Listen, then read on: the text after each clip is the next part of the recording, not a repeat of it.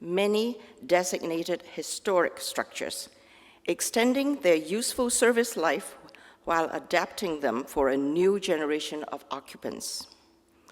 As a body of work, Carl's projects illustrate the real-world application of sustainable stewardship principles, leveraging the inherently sustainable qualities of historic structures, employing cutting-edge analytical and design tools, adopting contemporary performance standards, and integrating innovative technologies like renewable energy.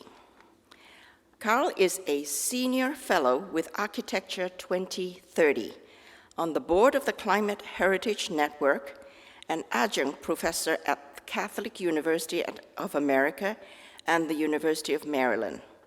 In 2018, Carl served as president of the American Institute of Architects and was elected to the College of Fellows of AIA and the Association for Preservation Technology International. Please help me extend a warm welcome to Carl Elefante. Well, thank you very much, Catherine. It's a real pleasure to be here this morning. I wish I could be there with you in Ann Arbor, a place that I've gotten to know pretty well in my 2.5 decades working with Quinn Evans. I feel like I'm at home, even though I'm a better part of 1,000 miles away. So this morning's presentation is really focused on the role of existing buildings in climate change, and the perspective that I gained from spending a career looking at the built environment from what's already here, not just imagining what else could be here, which makes me and my other colleagues at Quinn Evans, somewhat of a counter approach to architecture. Most people come to architecture school with visions of sugar plums dancing in their heads, the beautiful, imaginative new things they're going to create. The idea of spending a career as an architect really focused on existing buildings is too rare, especially in a place like the United States of America, where we've built so much in the last couple of lifetimes. It's mind-boggling, really, to look at the avalanche of existing buildings that is before us. The basic thesis of this presentation is that climate change will drive most of the activities in everything about how we live. The decarbonization of transportation, industry, agriculture, and habitation will be the major force for change over the next couple of decades. But it's not the only challenge that we face by any means. Therefore, whatever we're doing to decarbonize should also have associated benefits to it that address those other conditions. Also, that we're really not getting there. What is preventing us from really making the sort of change, the really dramatic and accelerated change that needs to be taking place over the next couple of decades? And I would say that the main reason that's the case is that we really do not understand the positive outcomes that can result from the work that we need to do to eliminate carbon from the built environment. So that's what I'm going to spend the next roughly 60 minutes talking about, and I'm going to go ahead and start to share my screen so I can, of course, I'm an architect, include the visuals to help explain things. So hopefully you can now see my screen. Everything was working before. It looks like everything's in order. So we'll go ahead and jump in. So 0 is a positive number. It's been 60 years since the publication of Silent Spring that in the popular culture in the United States of America and around the world, there's been an understanding that we were in the Anthropocene era. We are in a period of time where human activity is literally shaping the earth. And it is uh, conditions that are really impacting the ecology and mass extinctions. I mean, there are many, many different approaches to this that we can really understand what these devastating consequences are. And I'm not going to spend a lot of time dwelling on them. You know them, well enough. So why is it that over 60 years there has been insufficient response to this? And as I say that, um, the environmental movement came on the heels of the publication of Silent Spring and other factors. Back in the 60s, the first Earth Day was 1969, 1970. This has been on our minds. This has been something that's been an important part of discourse in so many different ways, and yet the ball has not been moved forward quickly enough. What's going on here? Why can't we seem to really get our arms around our responsibility for literally reshaping the earth that our lives depend on? For 50 years, the science that's behind it, that really understanding these patterns of how our very, very resource intensive way of life is really having really substantial negative consequences, that is leading to a future condition that will be problematic. And we already, of course, see many ways that it is. And again, I'm not going to go into the details of those. Reading the newspaper, you know what those are. But the environmental impacts of our resource-intensive way of life, the depletion of the essential resources that our lives depend on, is something that we really understand in depth and have for a long time now. Why are we still in a pattern of driving off a cliff? What we've been doing for the last 50 years is just heading toward that cliff in an increasingly better car all the time, better and better car. Now we're going to drive off the cliff in a Tesla. The idea of what the model of sustainable development, that we should find a way to lead our lives where we can have secure, abundant, equitable, healthy, joyful lives and not be driving off a cliff, has existed at least since 1987, when Our Common Futures was published by the Brundtland Commission, the UN by the UN Environment Program.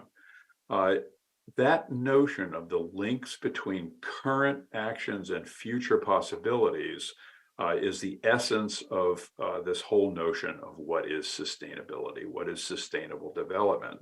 So again, it's been 35 years since a very, very clear articulation of how the developed and developing worlds can be moving forward to having a better way of life, and not basically soiling our nest in the process of doing it. And I just want to kind of conclude this introduction by saying, and it's not just those bureaucrats at the UN or the elites at the university research centers and things like this that are recognizing these patterns.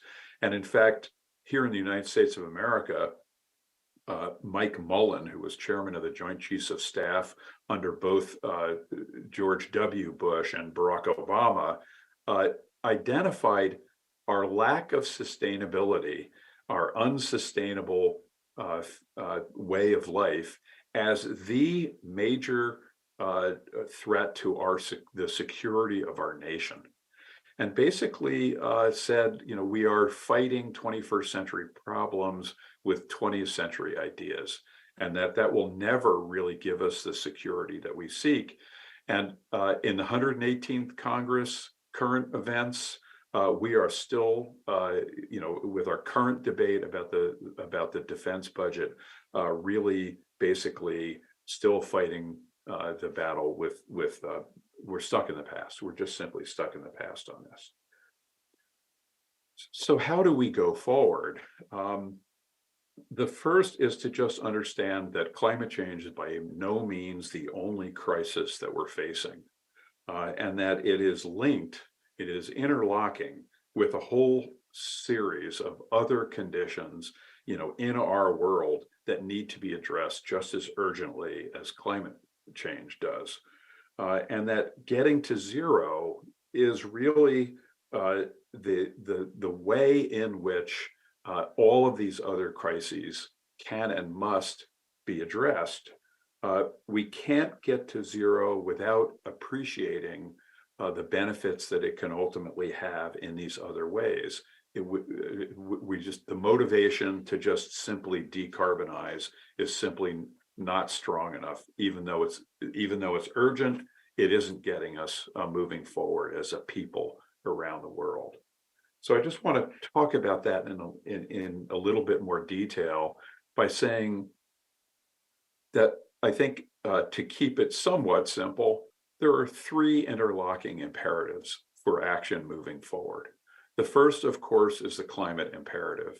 We Earthlings are not living on the Earth in a sustainable way. We are literally soiling our nest, and we need to do something about that urgently. What we do in the next 20 years will make the difference for what conditions are like for the next couple hundred years. So the action must happen now, and the scale of that action is enormous, absolutely enormous. The next is the justice imperative, and you can hear this talked about in a lot of different ways, a lot of different language that sort of tries to soften it about equity issues and so on.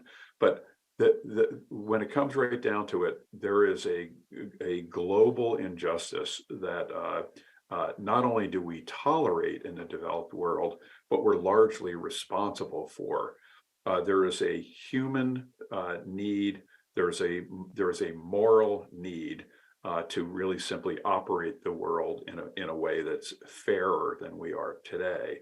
And then the third is the urban imperative, a recognition that there are so many people in the world today that whatever we do moving forward will be an urban response. And I'll get into that in a little bit more detail, what I mean by that. Part of the reason why I frame it in these three imperatives is that over the course of between mid 2015 and the end of 2016, the UN conducted three conferences, one on each of these three subjects. So the first one was the conference in New York City on sustainable development, which sort of reiterated the Brundtland Commission with the notion that we really, really need to have a sustainable way forward. It defines the relationship between people without, if you want peace, work for justice mindset, and the 17 sustainable development goals shown in the middle of the slide here were adopted. A few months later was the Paris Climate Summit, defining the urgency of climate action. And then the last was in 2016 in Quito, Ecuador, the Habitat 3 conference, where what was called the New Urban Agenda was adopted. And I'll talk about each of these in a little more detail. So that framework of really understanding how the climate imperative really is key to advancing the solutions to the justice imperative and the urban imperative is essentially, I think, what defines our future for the next couple of decades. So 2018 may be the year that we can look back on someday and say that was when people in the United States of America finally reached a tipping point on climate change. that, the fires in California and the intensity of storms in 2017 and 2018 were unprecedented. The recognition of sea level rise, the disruption is here. It's not a future state that we need to be worrying about, although how it will get worse in the future is really something that needs to be on our mind. We have a short time to act. We only have a couple of decades to make a difference here. The good news from the climate scientists is that it can be corrected. Our actions over the next couple of decades can really set the top back on its proper trajectory. I just want to note that two of these slides, the one in the bottom left of sunny day flooding in Maryland, which is flooding when there is no storm.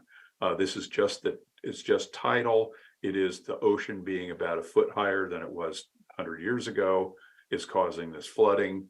And in Annapolis, there is 40 times more sunny day flooding today than there was only 40 years ago. And on the bottom right is the flooding of Ellicott City, which took place in 2018. It was the second time in 2 years that a quote 1,000-year storm took place and flooded that city in an unprecedented way. So 2,000-year storms in 2 years. So this is my world. So it's not some abstract thing that's happening somewhere else.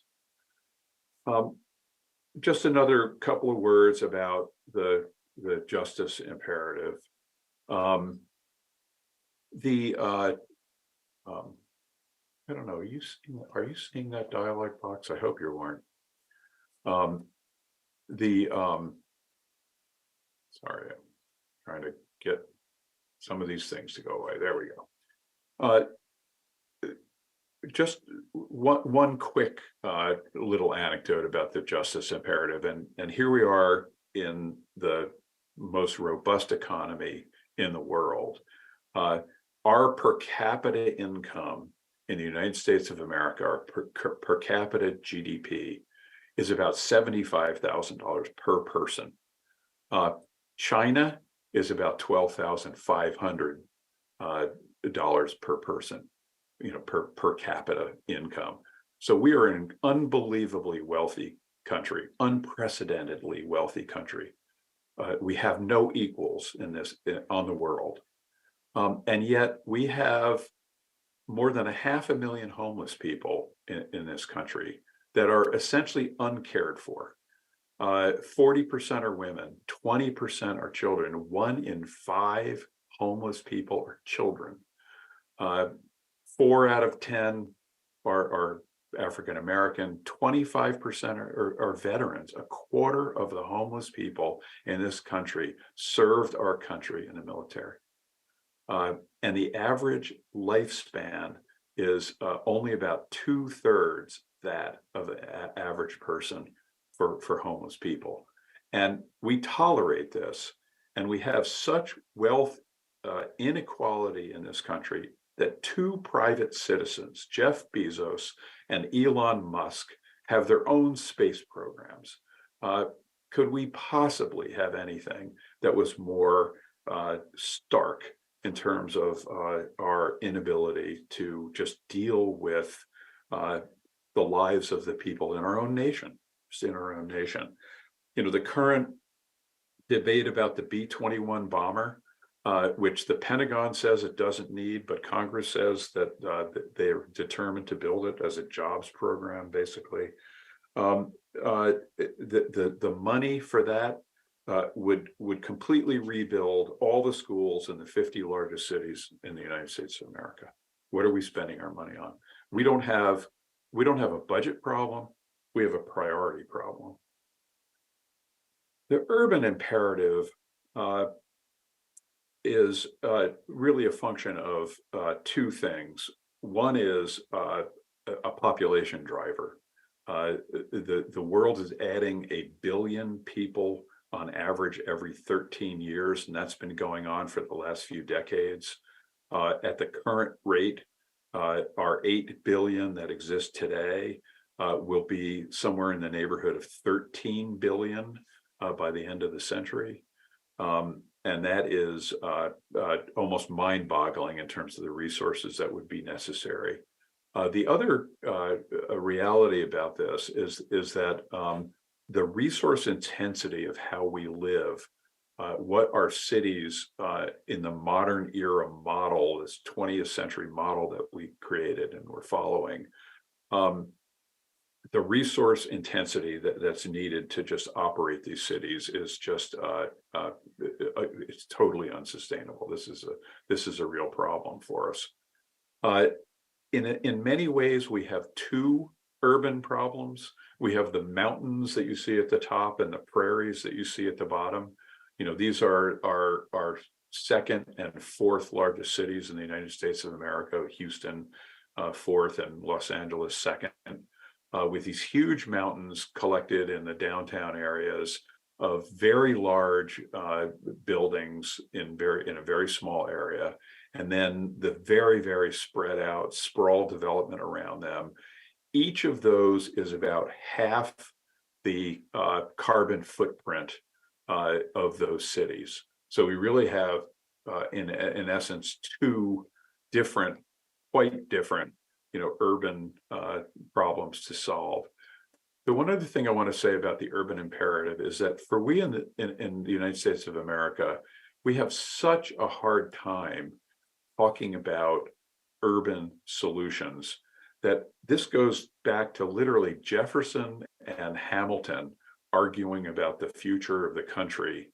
And Jefferson, with his sort of patrician estates in the hills and building the University of Virginia, et cetera, and Hamilton arguing for the need to create industrial cities if we were going to have a sustainable nation. It's very, very hard for us to think about an urban future as really a desirable future. And I'll just say one more thing about it. We think about urban, suburban, and rural as being very separate things. But the fact of the matter is that even in the most rural areas, you are as connected with your phone and your car that can get you to a hospital, et cetera. You are part of the urban transect in a rural area just as much as you are in downtown Ann Arbor. We all live within the urban transect.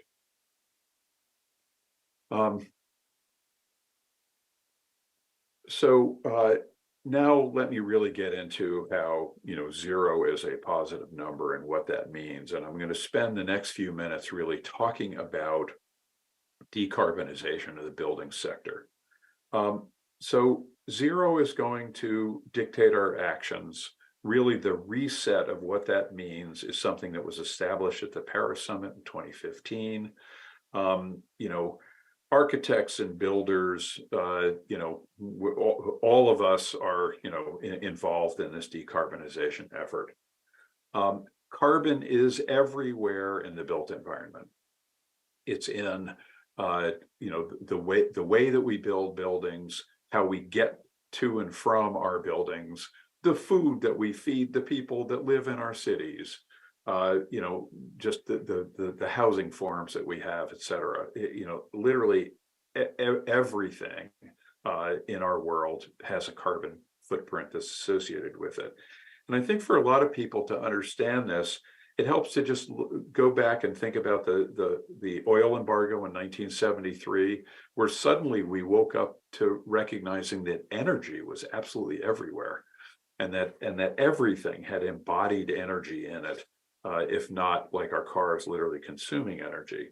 And that awareness has really allowed us to create energy efficient everything, energy efficient agricultural, energy efficient transportation, energy efficient industry, et cetera. We have a very similar challenge now, focusing not just on energy, but actually on greenhouse gas emissions themselves.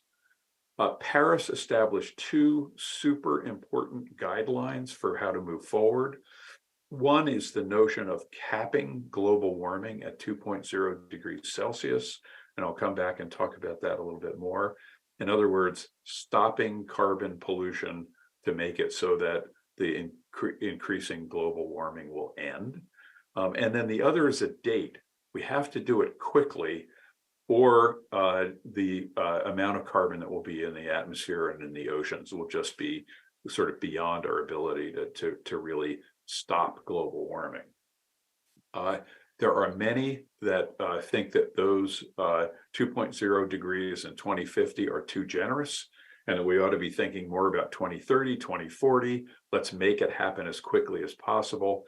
And you also hear people talking about keeping 1.5 alive, and the differences between 1.5 and 2 degrees Celsius global warming, and really the consequences every 1/10 of a degree are very real, and we want to really cap it as quickly as possible. I just want to give you my kind of architect's version of what that looks like. For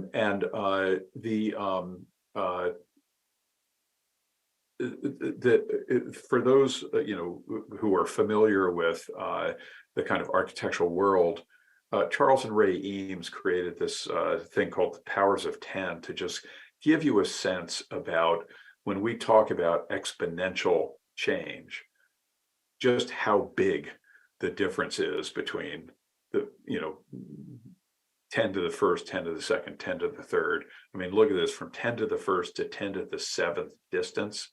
You go from 30 feet off the ground to there's the globe floating in space. And so here's my power of 10 version of what does global warming mean anyhow. So this is over the last 500 million years, what has happened with the temperatures across that period of time. And a little more than half that time, there has been no ice in the world. It has been so warm that there have been no ice caps, there have been no glaciers. Over the last roughly 50 million years, we've been in a relatively cool period where there has been ice.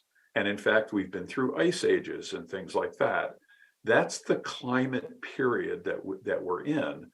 And the difference in 2 degrees Celsius is going from a temperature range at roughly 57 degrees Fahrenheit, which was the 20th century average global temperature, to a point that's about 40% of the way to no ice in the world. So it's a really significant change in temperature when you start to look at this in the historic context of millions of years. And then looking at carbon over the last 45 million years, so this power of 10 less, looking at carbon, about 25 million years ago was the last time that there were 500 parts per million of CO2 in the atmosphere. Since then, there's been a very, very long period of relatively low carbon dioxide in the atmosphere, staying well below that 500. Just to give you an idea about how long a period of time this is, at the very end of this chart, 5 million years ago, was when the Grand Canyon started to be formed. So we're talking a very, very long time that this has been our condition of CO2 levels at kind of, frankly, historic lows when you look at the history of the globe. And then over the last million years, roughly, CO2 levels have fluctuated more or less between 180 and 280 parts per million. During that period of time, that fluctuation between 180 and 280, that's the difference between really, really warm periods. And actually, we've been in a warm period during the last 10, 12,000 years since the last ice age. During the period of civilization has been in quite a warm period. We've been through 8 ice ages during this period of time. The difference between the pre-industrial CO2 level and ice age was 60 parts per million. The difference between that pre-industrial level and current levels is 120 parts per million. So more than double that amount of change is what we've already created. And we are headed to 500 parts per million. So these numbers are very hard to get a sense of what they really mean. They mean a lot. We've really got to solve this problem. The consequences are almost unthinkable.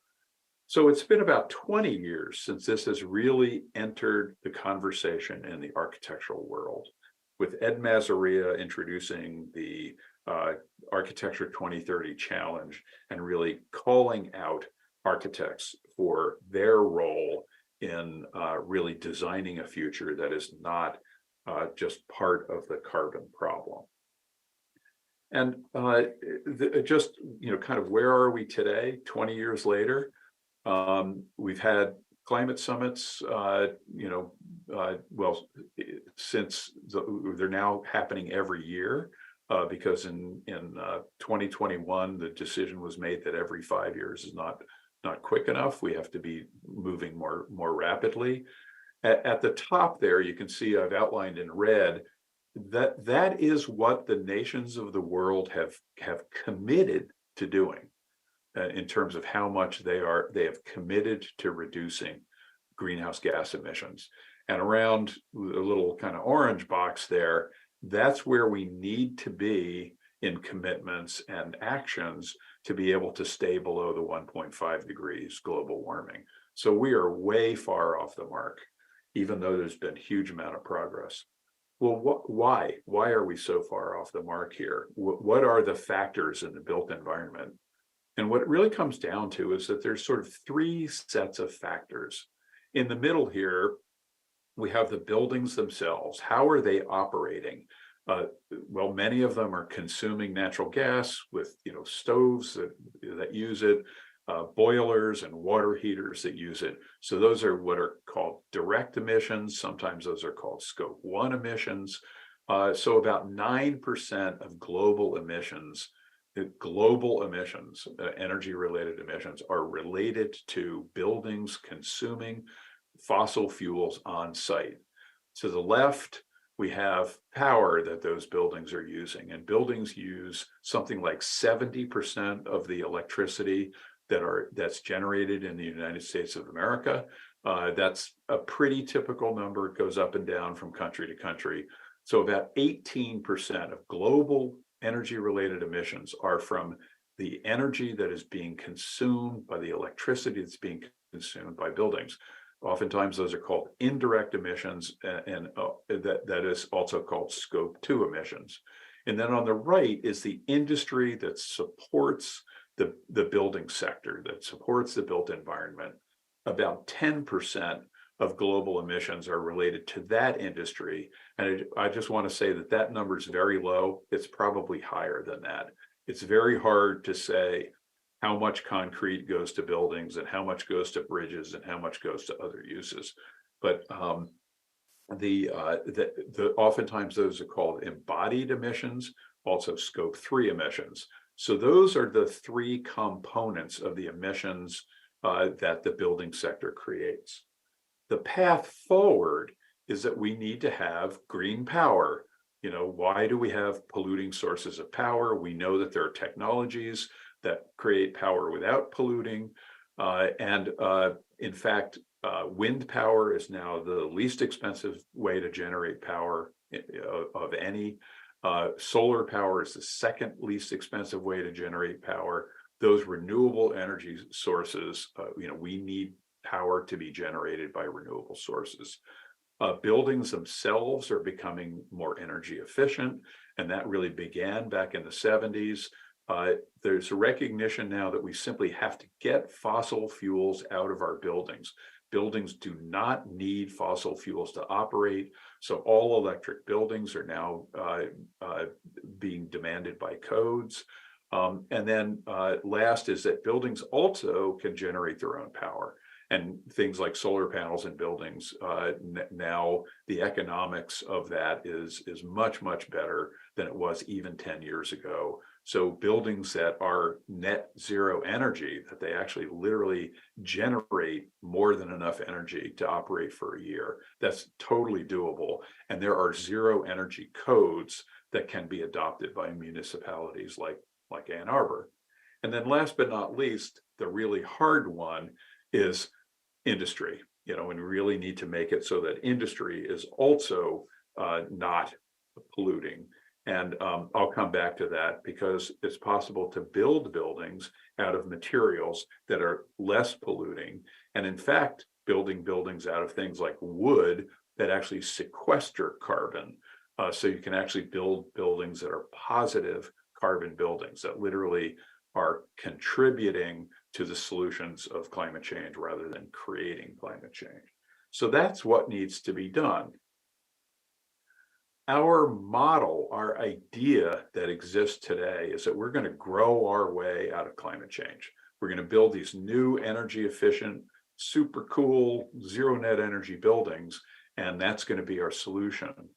The reality of that is that that approach has a huge carbon footprint problem with it.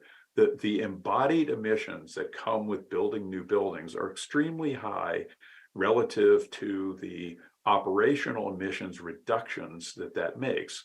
And there's two reasons for that. One is that the embodied emissions themselves are high, but the other is that when we add a building, unless it's a zero net energy building, unless it's literally generating more power and more energy than it's using, it is just simply adding to indirect emissions.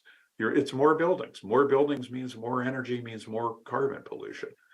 To the degree that it's taking any either indirect or direct emissions offline, it's whether it's replacing existing high polluting buildings or not. So the net effect is new building, even good new building, is generating more new carbon footprint than it's eliminating. And that's just a reality that we don't have our heads around. To the contrary, renovating buildings does the opposite. It takes a relatively small embodied carbon footprint, and every building that is improved, it's a direct impact on both the reducing the electricity that those buildings need, therefore indirect emissions. It is when you electrify those buildings, you completely eliminate the direct emissions from using fossil fuels on site. So the impacts on both indirect and direct emissions are large and immediate. We need to find a strategy forward where we are where we are really balancing retrofit with with growth. And it would be possible to balance it today in such a way that we limited growth and accelerated renewal of existing buildings in such a way that they would balance, that we would be eliminating indirect and direct emissions from operations so rapidly that it would make up for the embodied emissions of new construction. And that's just a matter of economic policy to make that happen, to provide the resources that are necessary to incentivize retrofit and just change our priorities from growth to retrofit. And in a place like the United States of America, it makes all the sense in the world. And I want to just give you a project example of how that works. And here's a project from Detroit that's a Quinn Evans project where we took this 12-story, quite ordinary mid-century building and converted it from an abandoned office building to apartments. So what did we do? We basically upgraded the skin of the building so that it was a better energy envelope. We completely gutted the inside and created apartments and put bathrooms and kitchens, et cetera, to really make it housing rather than the kind of open space that you get in offices. And then lastly, what did we keep? we kept the structure of the building. And those little gray boxes there represent the embodied emissions that are associated with those works. So you can see that the skin work was relatively light in terms of its embodied emissions, 368 tons. By the way, that is a high number. That's a complete replacement number. We actually didn't do a complete replacement. We did something that was even less carbon polluting than that, but I wanted to give an example of how high that number would be. Then again,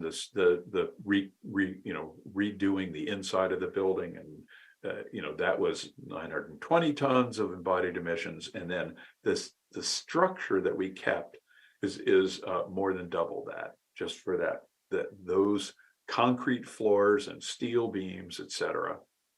That's how much of the carbon footprint is tied up into those major structural elements in a building. So how does that work from an emissions standpoint? The baseline is the existing operational emissions of that building. That we've got a carbon footprint that we're trying to do something about. What do we do to eliminate, reduce that carbon footprint? So that's the baseline against which our actions will be measured.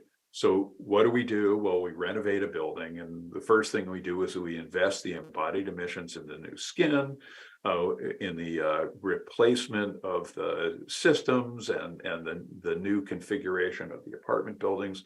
Then we start to operate that building, and we then engage operational emissions. By the way, I'm showing 3 scenarios here. The kind of larger 60% savings of the darker orange, that was the code at the time we did the building. Current code, 80% savings over conventional, and then the horizontal blue line is zero net energy. What if there's no operational emissions burden at all to a building? And then the difference here is that where the lines cross, you've got a best case scenario where you've paid back the embodied emissions in less than 6 years. The worst case scenario with the 60% reduction rate is still in about 7 years. So the avoided emissions with this retrofit approach is very, very good. It's a really great result.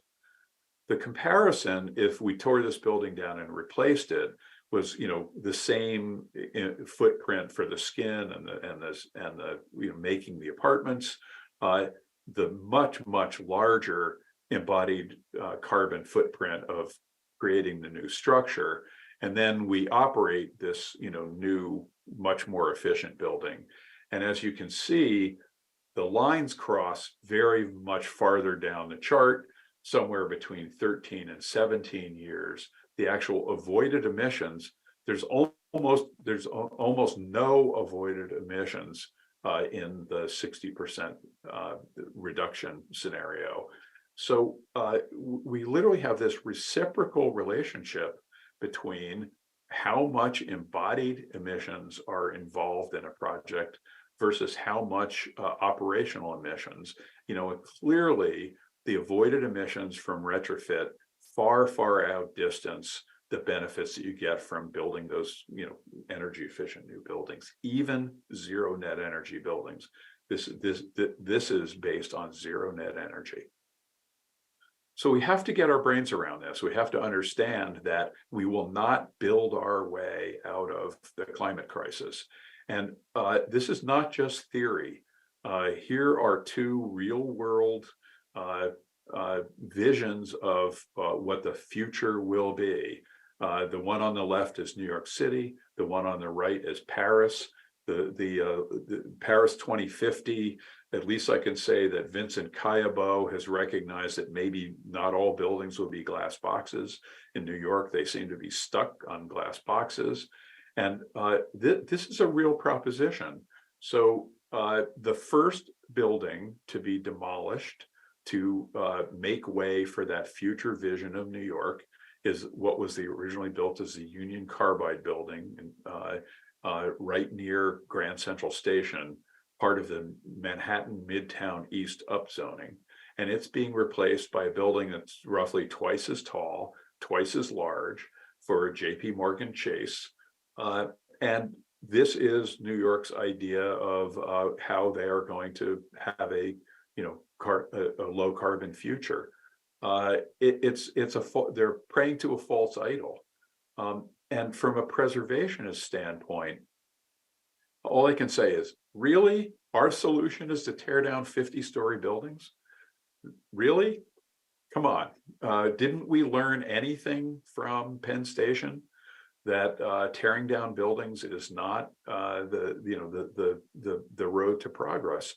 We have to understand the wastefulness, and there's a cultural dimension to this as well. And in this particular case, that 50-year building that got thrown in the trash in 2018 was the work of Natalie Dubois, one of the few senior designers of that era of architecture, female designers. There's many design solutions to reusing existing buildings. The one on the left is the Lever House, right across from the Seagram's Tower on Park Avenue. It looks the way that it did when it was first built, even though what you're seeing here is all redone. That's all in new skin. This building was completely upgraded to a LEED, I think gold, might be even been platinum building. In the middle, the Celebrezzi building in Cleveland, they left the existing facade and then they overclad it with a new facade to create a double skin, very, very energy efficient, as a result of that double skin. On the right is the Green Wyatt Federal Building in Portland, where they replaced the skin like they did with Lever House, but they did it where they designed the skin for its solar orientation. And just to give you an idea of how important that can be, each facade was designed to deal with the sun for north, south, east, and west. And by doing that, and you can see the really, really dramatic grill work that shades the west facade here, and then the light shelves and the shading that is on the east facade, and just kind of how different they are.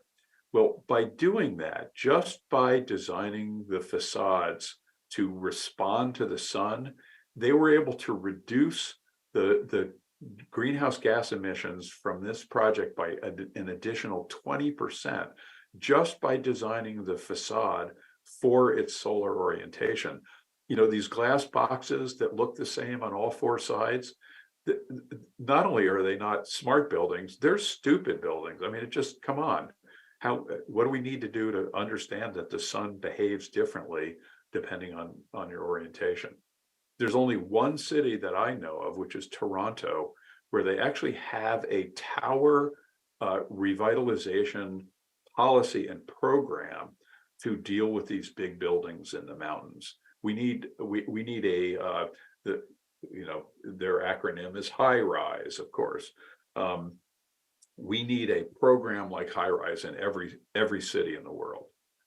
What do we do with these huge buildings? We can't tear them down. We need to make them carbon neutral.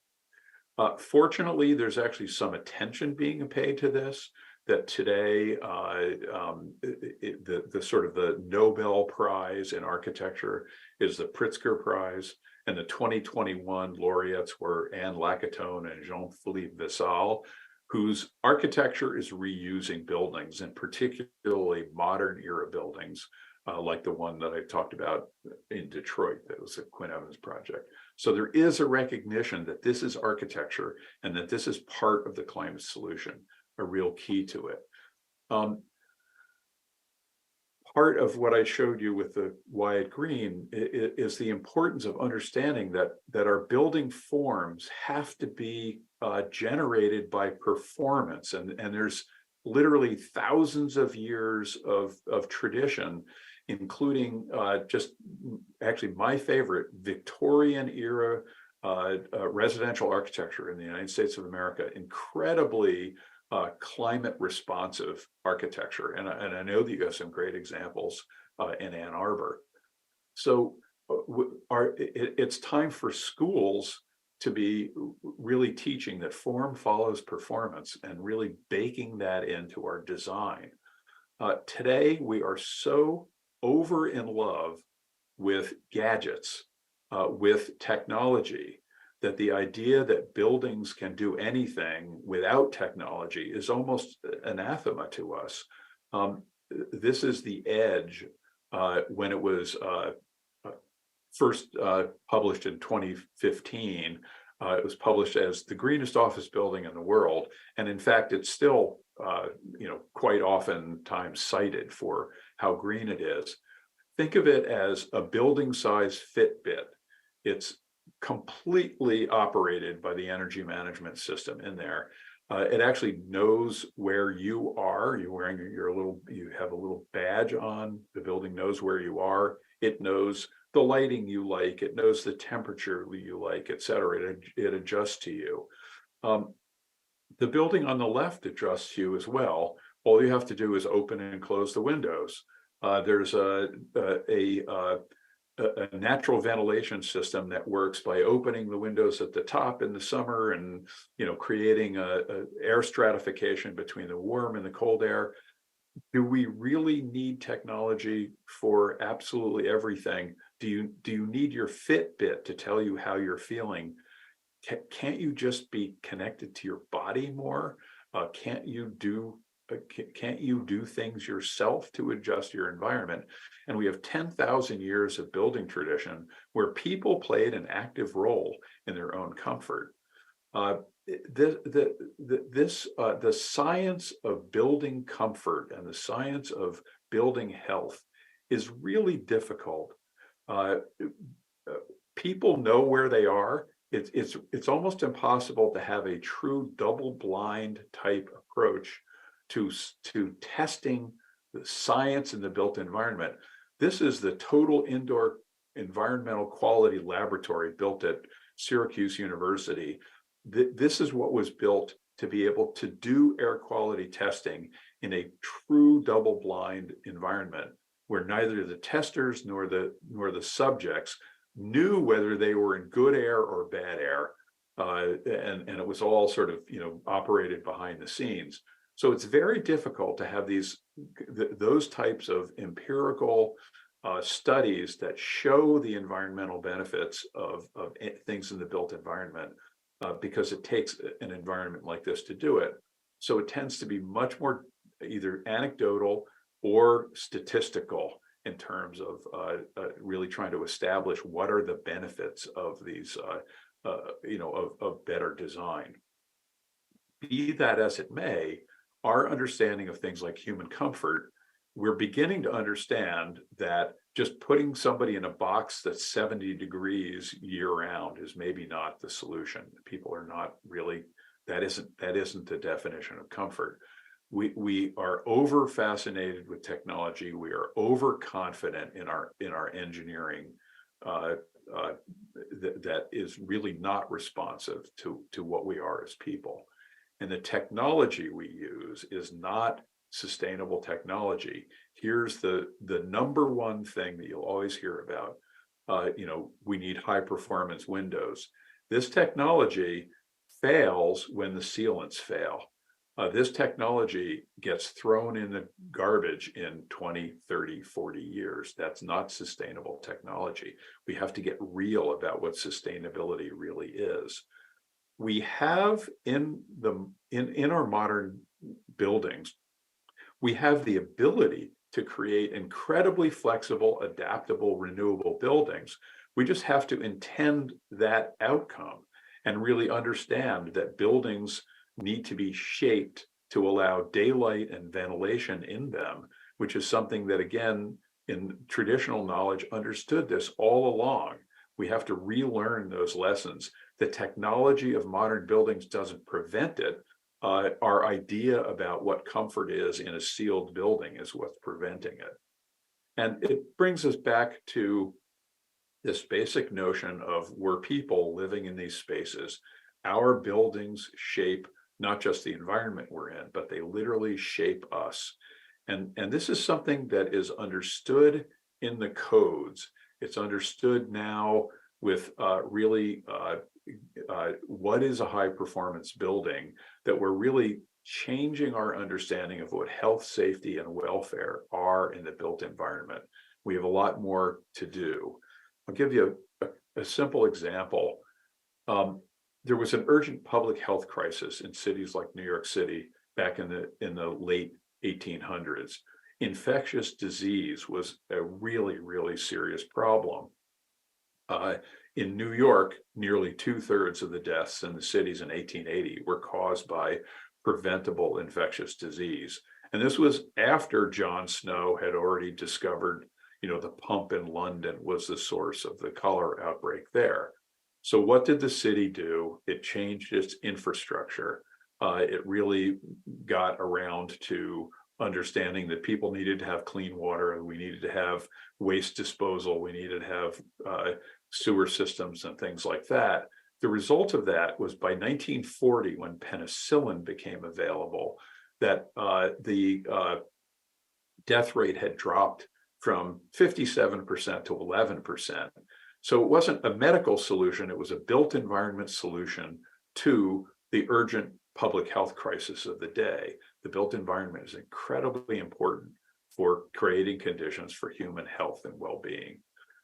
We got our own version of this in 2020. And I know that all of us have heard a lot of things about, oh, well, dense cities are really dangerous.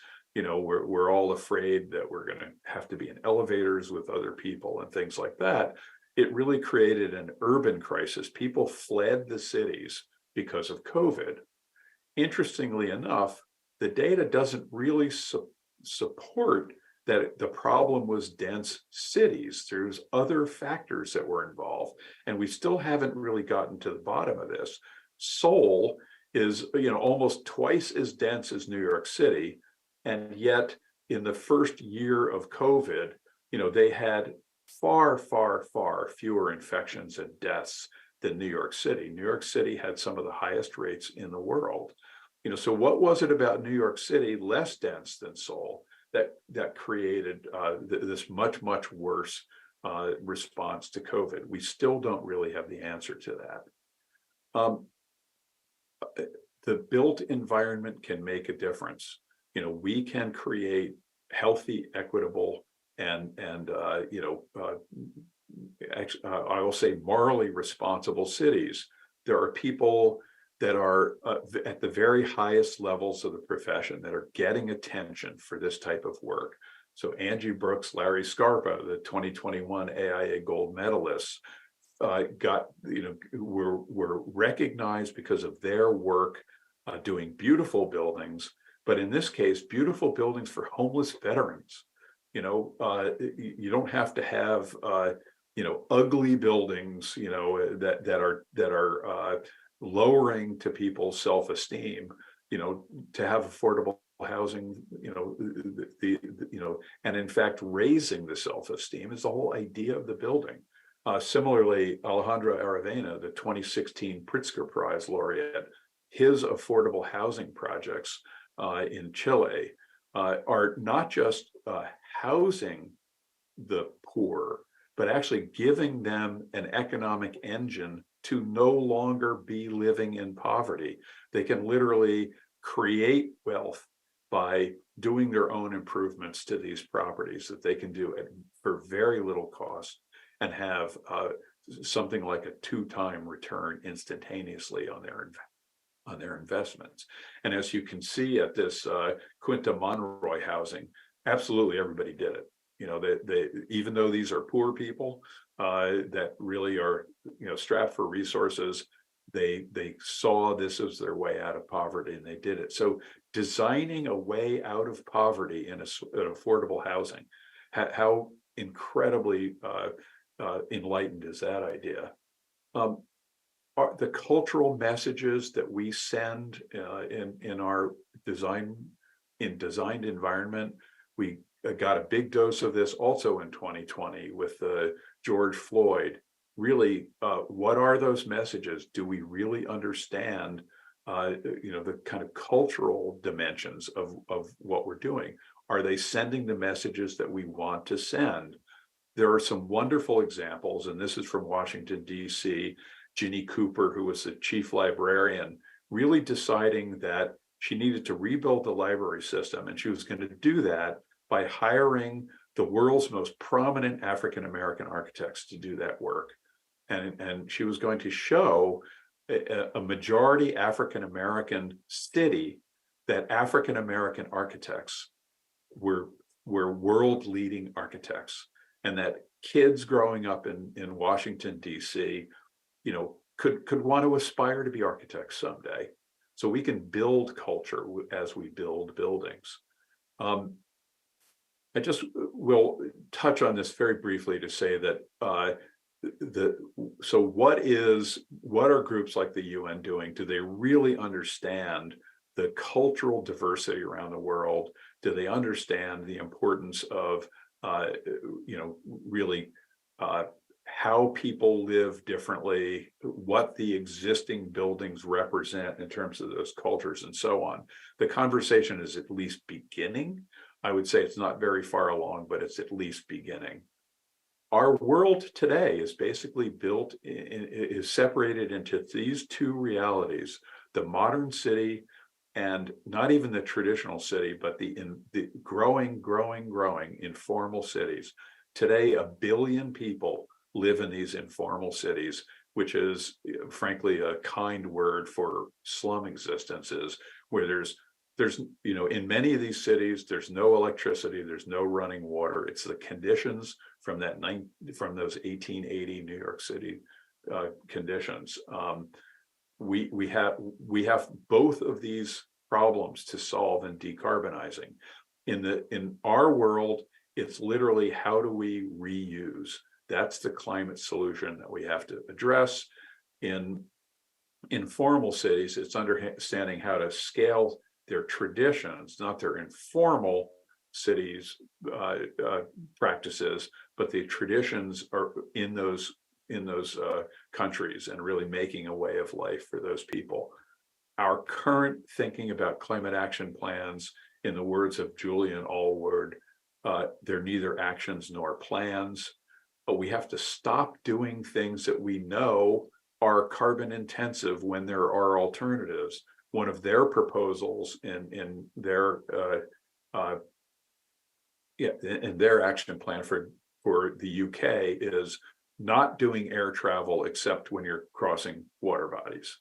So regional air, close all the airports, do all regional travel by rail. Just a footnote to say that I think the biggest problem that we face as humanity is food resources. Again, read the headlines. Starvation is what happens when there's conflict, when there's resource depletion, etc.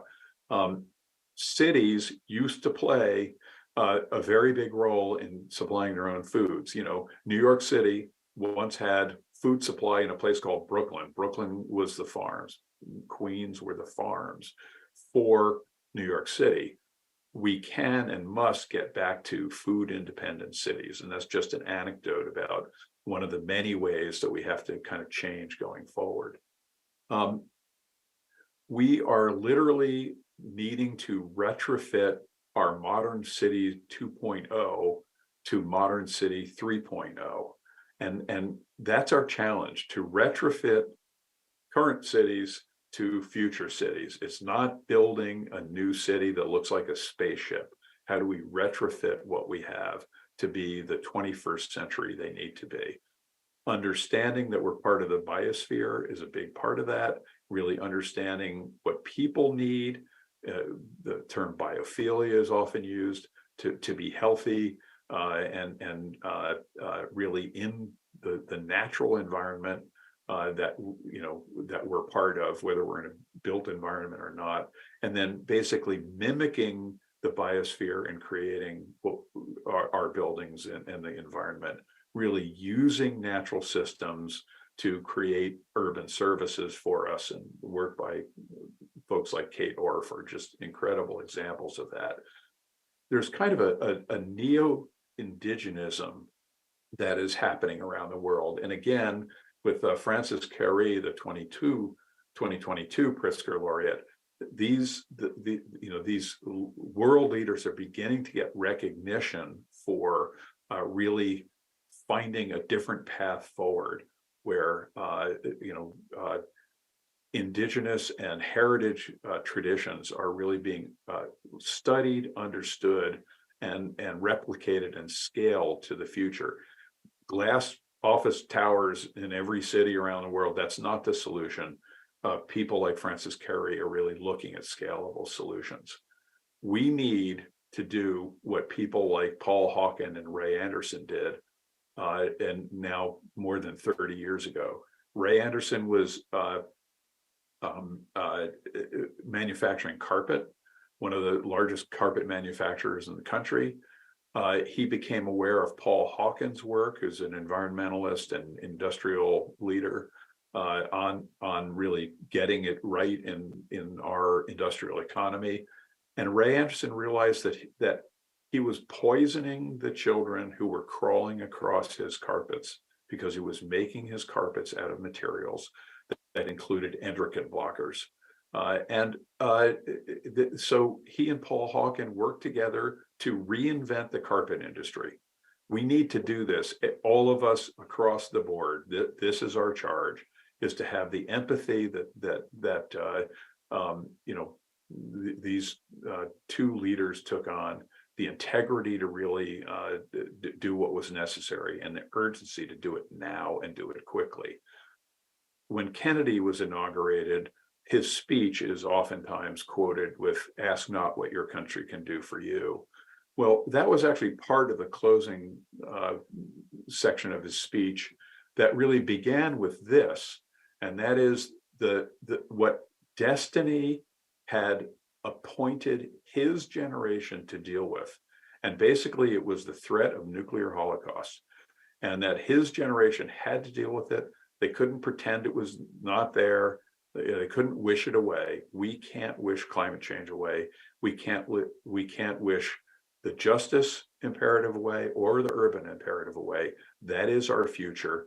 I do not shrink from this responsibility. I welcome it. That's where we need to be. So I know I ran a little long. I'm sorry about that, but I hope that this message was something that you found interesting and hopefully inspiring to get busy on climate change. Thank you very much. We have some questions, and I'll start with one. COVID caused a significant number of the workforce to work from home. This emptied many of the high-rise buildings in your urban photos. At present, some workers have returned, but many still work from home, at least part of the time. How does this trend impact the building and use of high-rise buildings?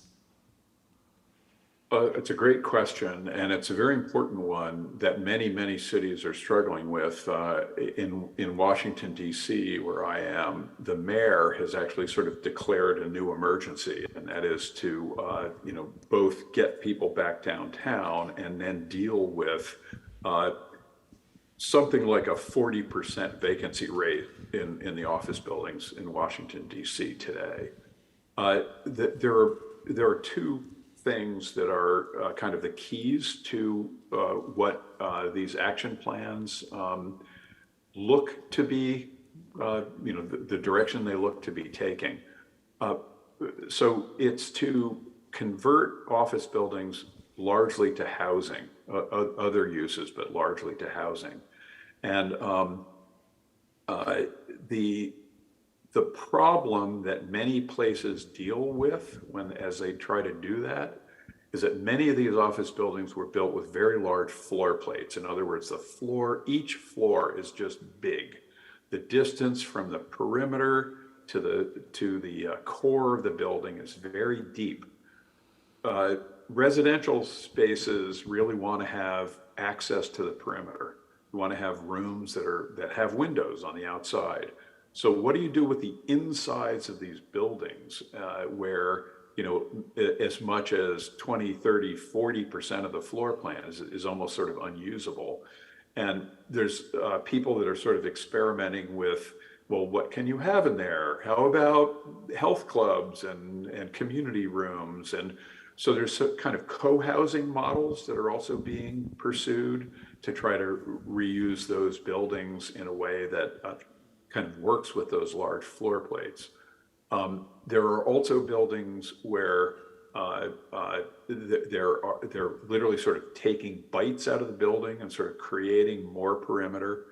I showed that slide that had a building in the shape of a letter A. Washington has a whole series of pre-World War II buildings that are sometimes called the alphabet buildings, that are buildings that were built to have shapes that were I's and L's and E's and H's and so on, to just create more perimeter. The future buildings will go back to the early Chicago skyscrapers or buildings like those Washington alphabet buildings, where there's a greater amount of perimeter. The large floor plate buildings of the modern era is a problem that we've got to solve. But that conversion of office space to residential is really taking place in cities around the world, and I think that will be a trend. The other thing that does, of course, is it brings people into the center city. The idea of these vast neighborhoods of nothing but office space, it just doesn't make any sense for the city, nor for the people that live and work. One thing that was also discovered is how much better is life when you don't have an hour commute every morning and an hour commute every afternoon. So just the time benefits that are associated with having housing and other uses mixed together is a big part of it. That's been sort of part of the theory, but the economics of how much more money developers could make off a commercial building was kind of preventing that mixed-use city from really happening. COVID changed that. Okay, we've got a lot of questions. So we have one from the audience.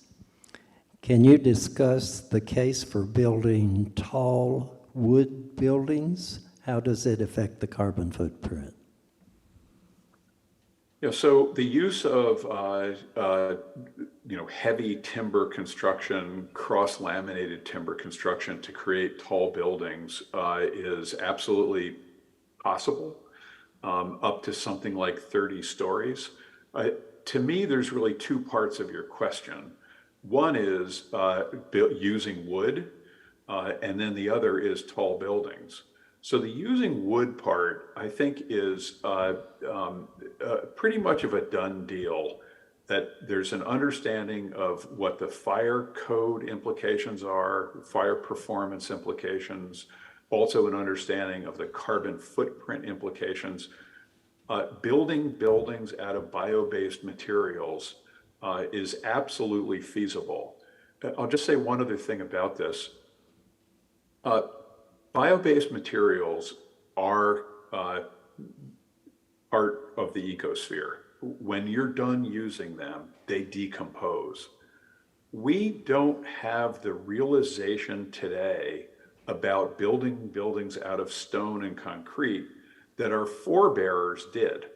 Our forebears, when they built something out of stone, they knew that it was going to be there forever. When you take that stone out of the ground, it doesn't go back in the ground when you're done using it. It's here forever. We don't really own up to creating these materials that are forever materials, that we will have to deal with them forever. And it's time for us to do that. So things like bio-based, construction using heavy timber for tall buildings is great. My next question, though, the other part of your question is how tall a building is tall enough. And I think our fascination with 50-story, 100-story buildings is an anomaly of an over-resourced reality. It takes too many resources to build these super tall buildings. And they're just not necessary to create density. They're not necessary to create mixed-use neighborhoods. They're not necessary to house the population of the world. So I think that someday we will look at these very tall buildings as an anomaly of, frankly, an ill-informed period of bad resource allocation during our history as civilization. Next question. Okay, I'm going to do one online, and then we have another one from the audience. What can we do to better insulate single-family houses once we have insulated the roof, existing walls, and installed double-pane windows? Is there a cost-effective way to install a new skin? There is no magic bullet. What you talked about already doing, you've already done the things that you really can do. You may be familiar with the passive house standard as an example of a super insulated approach. Okay, the idea is, well, what happens if you just insulate the bejeebers out of a building and make it so that it needs almost no energy whatsoever? I actually think that the pendulum has swung too far in that direction. So it's not just a question of, can we have more energy efficient buildings? What are we using energy for? How many things do you need energy for? The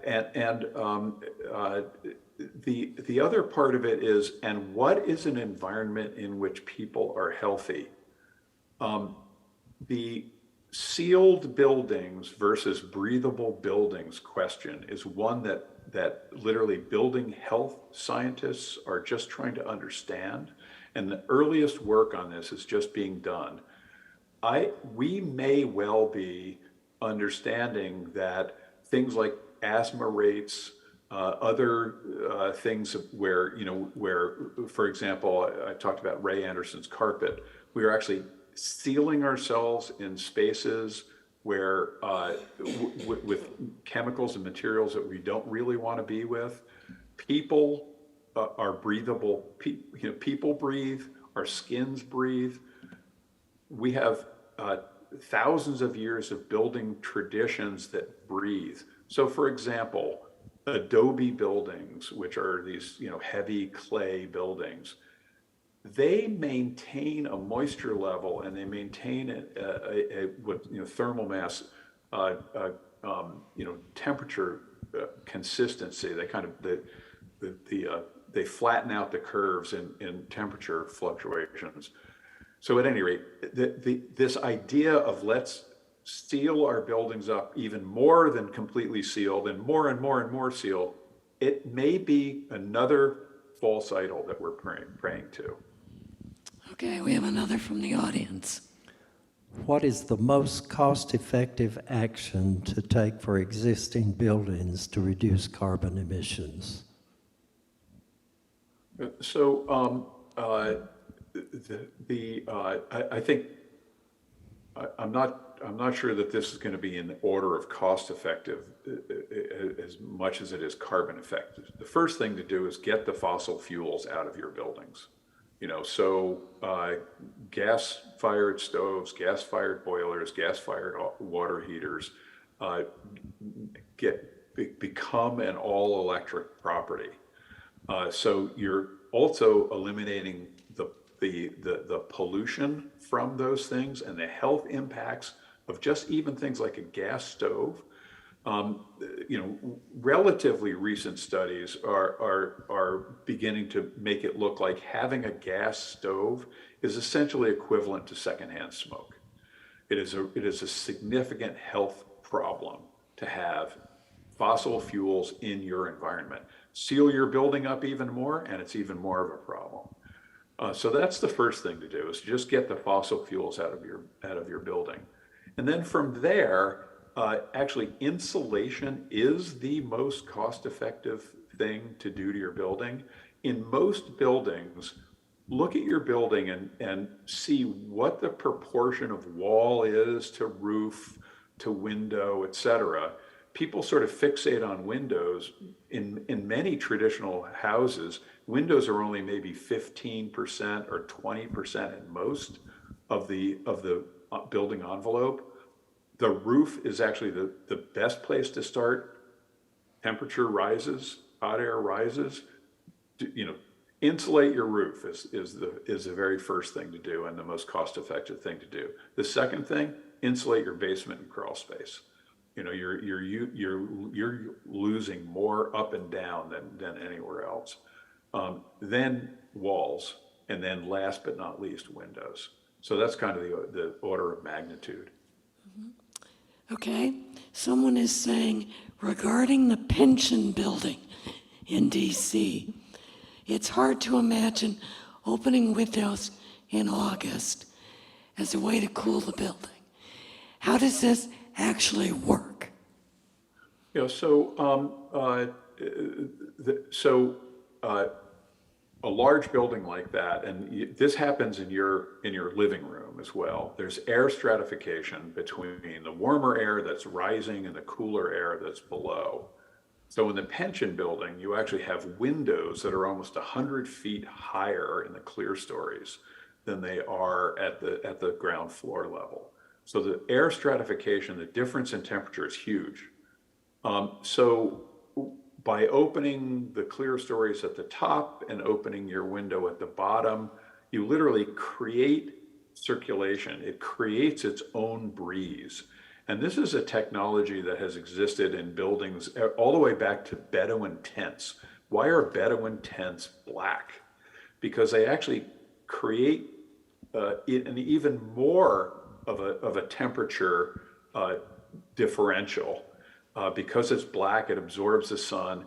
It creates this really, really hot zone under the tent, which it really creates its own circulation.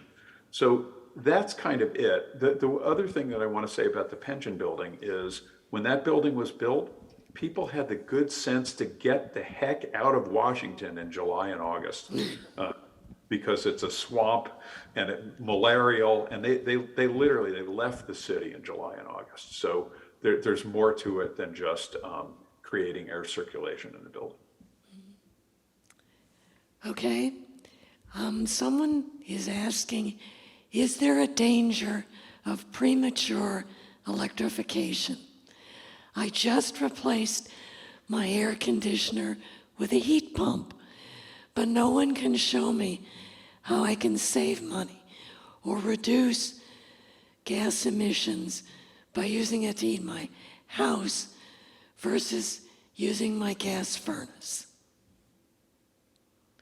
I think you've probably partly answered that the gas furnace should go.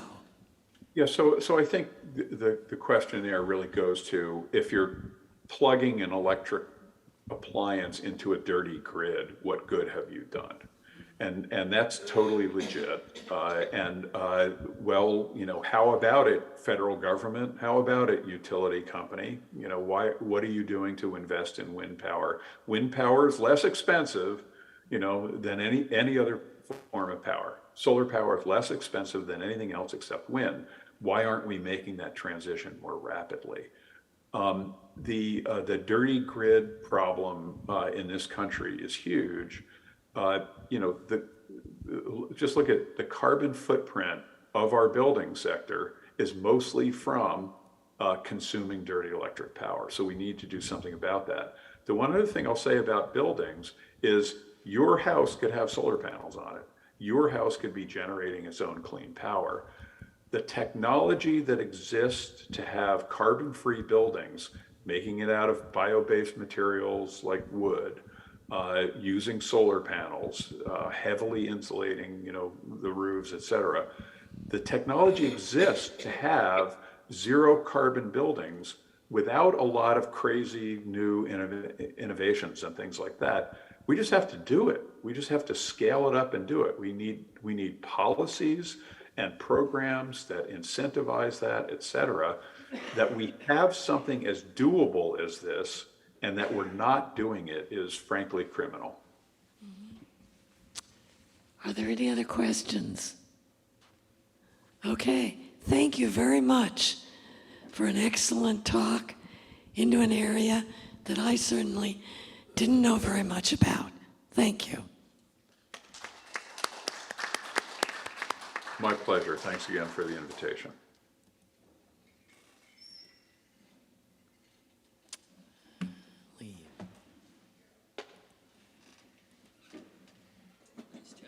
Okay. Yeah. That was it. It's over. Yes. I didn't ask him your first one because I knew he was going to say,